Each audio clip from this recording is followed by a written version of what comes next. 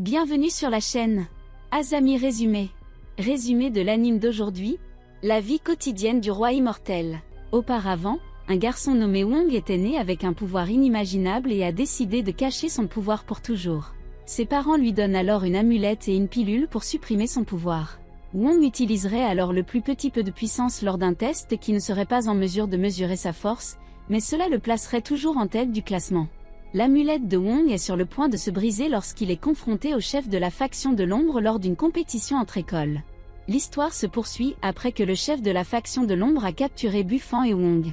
Ils sont liés par ses cordes immortelles et sont laissés sous la surveillance d'un vieil homme. Elle se moque de Wong pour son importance pour Sunro, mais n'a aucune idée qu'elle joue avec une ancienne bombe de force spirituelle extrêmement dangereuse. Si l'amulette de Wong se brise, son énergie négative sera libérée et le monde entier sera détruit. Elle continue de se moquer de lui pour avoir une si faible valeur de force. L'esprit de l'épée de Wong nommé Jinke l'avertit que son amulette a perdu de son efficacité et qu'il appartient maintenant à Wong de contrôler ses émotions afin que son pouvoir ne devienne pas incontrôlable. La femme veut que Wong baisse la tête dans la défaite, mais il ne le fait pas, devenant apparemment furieux. Cependant, Jinke lui rappelle une énorme vente de nouilles croustillantes ce jour-là et il s'en arrache. La femme est contente et prend les cheveux retirés de la tête de Buffon pour poursuivre son plan. À proximité, Madame Pan souligne à quel point les élèves de Madame Yi sont gênants et Madame Yi rétorque que les élèves qu'elle a amenés sont toujours mieux que d'amener un chien. Le chef de l'ombre arrive déguisé en Buffon pour expliquer que Wong a été capturé. Le vieil homme endort Buffon et lui assure qu'ils seront libérés une fois que Sunro sera tué. Buffon tente de convaincre le vieil homme de le libérer, mais c'est inutile car le vieil homme explique que son chef est la seule personne capable de manipuler la corde de liaison immortelle. Le tempérament de Buffon refait surface et il demande si les membres de la faction de l'ombre sont classés en utilisant des nombres. Il suppose moqueusement que le vieil homme doit avoir un nombre incroyablement élevé, mais le vieil homme révèle qu'il n'est que le chauffeur du chef et qu'il n'a pas de numéro. Buffon continue de se moquer de lui, mais le vieil homme s'avère également avoir un tempérament lorsqu'il déclenche une attaque. Ce n'est qu'un avertissement, mais le vieil homme montre un peu de sa force et il est clair qu'il essaie de le cacher.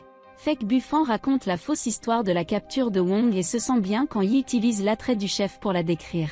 Avec cette information, Yi est certaine que le chef de la faction de l'ombre est responsable et nous apprenons finalement qu'elle s'appelle Luyin. BEI utilise ses capacités pour détecter l'emplacement de Wong et les gardes de Sunro décident de ramener Sunro à la maison. La faction de l'ombre la cible et elle sera plus en sécurité ailleurs. Sunro refuse cependant et explique que les gens de sa famille n'ont jamais été des lâches. L'honneur de l'école n'a pas d'importance pour elle et la compétition non plus. La seule chose importante maintenant est qu'ils sauvent leur ami. La garde principale se rend compte qu'elle a grandi si vite et décide maintenant de suivre ses ordres. Alors que le vieil homme est distrait, Buffon révèle à Wong qu'il sait qu'il doit cacher une sorte de pouvoir. Il s'en rendit compte lorsque Wong rétablit le bras coupé de chaîne. Wong dort profondément cependant, ne se réveillant que lorsqu'il est appelé par Jinke. Il est clair que Wong peut enfin se détendre maintenant qu'il n'a pas à participer à la compétition. Le vieil homme s'approche, faisant crier Buffon à l'aide, mais cela s'avère inutile lorsque le vieil homme démontre à nouveau sa force. Les amis de Wong arrivent et les étudiants du district 59 observent, tout en remarquant à quel point Buffon agit étrangement. Le vieil homme est encore plus puissant qu'il ne l'a montré plus tôt car il dévaste toute l'équipe de sauvetage avec une attaque utilisant de petites baies de sa boisson. Il manque de bail, le forçant à révéler sa prochaine capacité redoutable, et s'excuse d'avoir dû mettre fin au combat de manière aussi brutale. Sunro défend les gardes attaqués et surprend le vieil homme avec sa propre force. Dehors, le père de Wong se voit refuser l'entrée à un moment aussi dangereux et ne peut que se demander ce qui se passe à l'intérieur de la faction 59. Le vieil homme compare Sunro au chef de la faction de l'ombre quand ils avaient le même âge, mais explique que Luyin était beaucoup plus forte. Sunro fait de son mieux pour retenir son attaque, mais peut difficilement maintenir la capacité de voler, et finit par succomber à l'immense force du vieil homme féroce. Cependant, nous voyons que Wong n'a jamais permis que tout cela se produise, alors que nous remontons dans le temps juste avant l'arrivée de ses amis. Maintenant, au lieu d'arriver pour trouver Wong capturé, Sunro voit que le vieil homme est celui qui est hissé sur la croix. Il est clair que Wong a vaincu le vieil homme immensément puissant, mais a une fois de plus implanté un souvenir dans l'esprit de Yi qui lui fait penser que c'est lui qui l'a fait. La Luyin déguisée est de nouveau enragée après avoir vu son plan échouer, et Tang souligne à quel point une réaction est suspecte. Au-dessus, Wong fait semblant de ne rien savoir du trou à proximité et dit à Jinke d'empêcher Bufeng de quitter cette pièce. Jinke est l'esprit de l'épée de Wong, Et il explique que Wong ne pourra pas participer à la compétition d'épée sans lui. Wong n'est pas du tout concerné, car le but de garder Bufeng dans la salle est de faire annuler la compétition lorsque la faction 59 arrive avec seulement 4 participants. Wong aurait tort cependant quand il voit Bufeng à la compétition, et se demande comment cela pourrait être possible. Les participants se font prendre leur téléphone et reçoivent des appareils de communication. Nous voyons que Jinkei fait son travail, mais Wong n'en a aucune idée. Wong doit maintenant participer à la compétition qu'il a désespérément essayé d'éviter, et prévoit de faire de son mieux après avoir vu à quel point ses amis ont essayé de le sauver. À proximité, Bei utilise sa capacité et explique qu'elle aura bientôt toutes les informations sur les forces spirituelles de leur adversaire. Les étudiants se préparent à se téléporter dans l'arène, et Lu Yin déguisé jure d'éliminer enfin Sunro. Il commence à se téléporter après l'annonce du départ, et nous voyons que le père de Wong se précipite désespérément vers son fils. Wong remarque que son père lui apporte une amulette de remplacement, mais il est trop tard. Le père de Wong parle avec Yi, qui est partiellement conscient des capacités de Wong, et explique comment l'amulette supprimant la force spirituelle de Wong se brise. Un bref regard sur le passé nous explique pourquoi Wong est si silencieux. L'amulette attachée à son cou supprime son immense force spirituelle, mais elle restreint également ses émotions en même temps. À l'intérieur de l'arène, Bufang a disparu, et Bei souligne à quel point sa force spirituelle ne correspond pas à ce qu'elle a dans ses archives. Tang n'est pas surpris cependant, et prévient qu'ils doivent faire attention la prochaine fois qu'ils le verront. Après avoir retrouvé la force des étudiants de la faction 60, Bei découvre que Bufang est près du chien. Elle n'est pas capable de localiser Wong parce que sa valeur de force est presque nulle. Tang détermine qu'il doit être près de l'hôtel de bois, puisque personne d'autre ne l'est, et un étudiant nommé Liang le poursuit avec empressement. L'autre étudiant manquant est Ago, et nous voyons qu'il se cache à proximité. Ils font semblant de ne pas s'en apercevoir, pour l'attaquer quelques instants plus tard, mais sont surpris de voir que c'était un faux, et il s'est échappé. Les étudiants de la faction 59 se séparent pour trouver ceux de la faction 60, et Ago se lamente d'avoir déjà dû utiliser l'un de ses remplaçants qui a coûté une fortune. Il a déterminé que Liang est le plus faible du groupe ennemi et envisage de faire équipe avec Wong pour les affronter. Shen remarque que la faction 59 a déjà commencé à accumuler des points et se précipite vers un hôtel, mais subit des dégâts du terrain dangereux. Il reçoit des instructions sur la façon de capturer l'hôtel, mais se rend compte qu'elles viennent de Bei. Elle prétend que l'hôtel est à elle, et Shen explique qu'elle peut avoir la première attaque. Shen est choquée quand elle n'attaque apparemment pas du tout, mais se rend compte qu'elle a en fait fait le premier pas. Sa capacité est le réseau des dimensions. Il est capable d'envahir le système nerveux et de produire de faux signaux pour contrôler le corps. Madame Z regarde fièrement son élève, et Jukan pense à l'énorme douleur que Shen doit ressentir. Ailleurs, Froggy combat le faux Bufang et le surprend par sa capacité à dévorer de l'énergie négative. Liang arrive à l'hôtel en bois et ignore Wong apparemment mort. Il n'est cependant pas mort et se réveille lorsqu'il entend le plan de Froggy de dévorer l'énergie négative des combats à proximité. Avec assez d'énergie, il pourra enfin briser le sceau qui l'emprisonne. Liang voit Wong, et commence une attaque qui est arrêtée par Ago. Il est heureux d'être arrivé juste à temps pour sauver Wong, et commence son combat avec Liang. Sunro est au courant de tout ce qui se passe, mais est déterminé à prendre le contrôle de l'hôtel de l'eau. Cependant, Tang tente une attaque sournoise et la force à faire ressortir son esprit d'épée. Il prétend qu'il ne la saluait que comme sa vieille amie, mais elle lui rappelle qu'ils n'ont jamais vraiment été amis. Même si c'est vrai, Tang explique que leurs familles ont tellement d'histoires, mais Sunro ne lui permettra pas de parler de sa famille. Les deux sont à égalité, et Sunro remarque que la faction 59 a pris le contrôle de 3 hôtels. Bufang explique que le chien est pris en charge, et Tang demande qu'il vienne à l'hôtel de l'eau. Shen est bientôt vaincu lui aussi, et la faction 59 prend le contrôle d'un 4e hôtel. N'ayant pas de temps à perdre, Sunro se prépare à une puissante attaque d'eau. Tang la connaît bien cependant, et a déjà pensé à un compteur pour l'arrêter.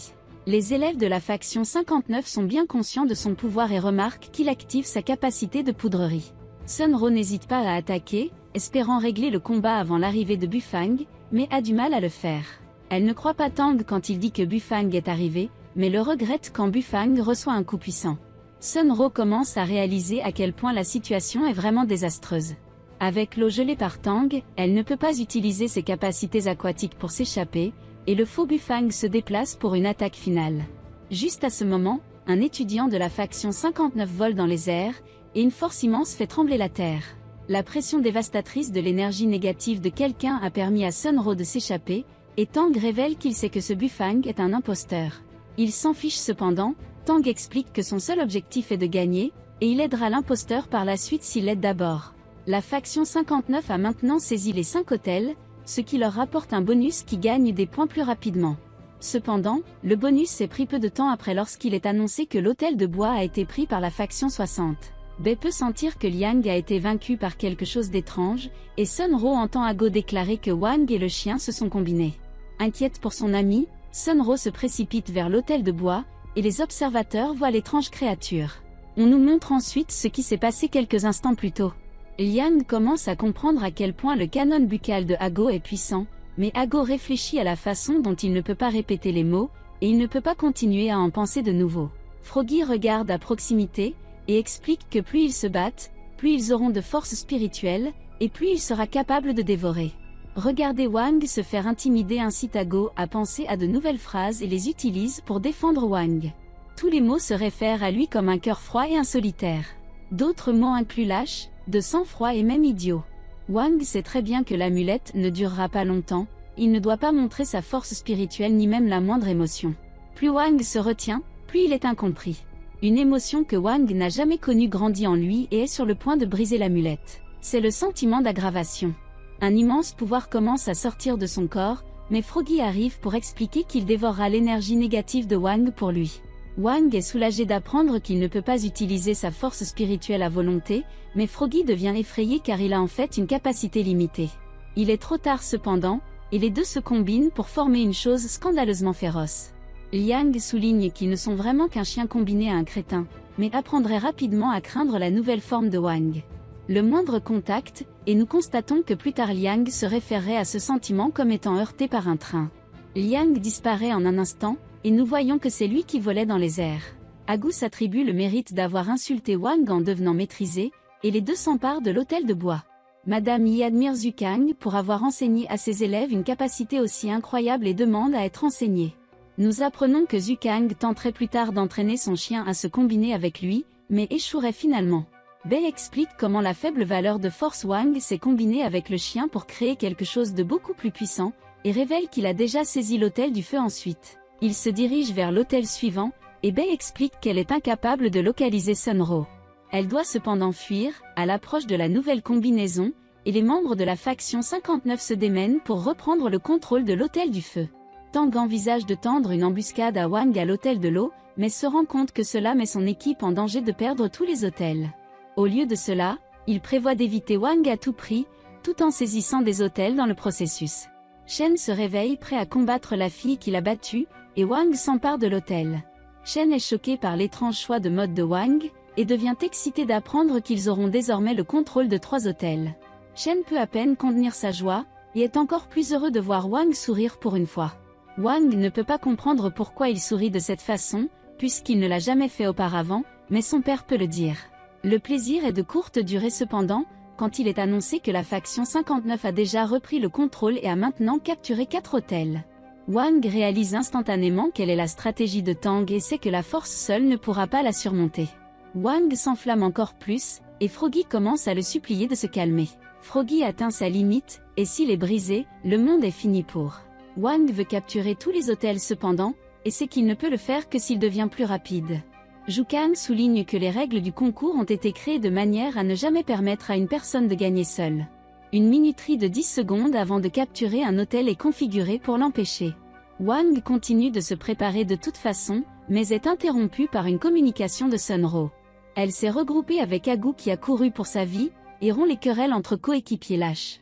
Sun Ro explique que le but de la compétition n'est pas de se battre, mais de s'emparer stratégiquement des hôtels. La faction 59 a l'avantage de connaître l'emplacement de tout le monde grâce aux capacités de Bei, mais ils ont l'immensément puissant Wang de leur côté.